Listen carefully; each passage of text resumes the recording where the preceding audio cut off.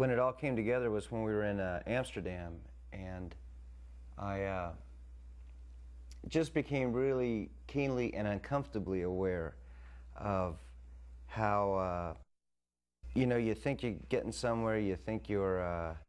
growing as a Christian, that kind of thing, and all of a sudden you're in a situation where you go,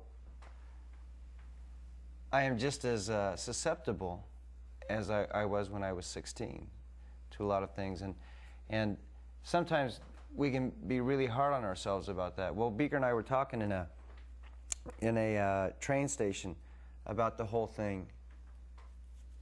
where we were and where we wanted to be, and we'd gone into some pretty explicit detail about the nature of our temptations and of those struggles, and this guy leans over, and we're in Germany, right, and so we're assuming no one's going to be interested enough in whatever we would have to say to actually bother to translate and listen, but this guy leans over in the train station, the only other guy in there, and he says, "Excuse me, but are you Rich Mullins?"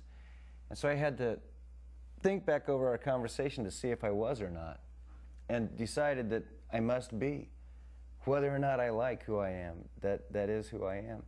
And once again, it's back to the ragamuffin thing, the realization that people are going to judge you. And there are, I think, actually people who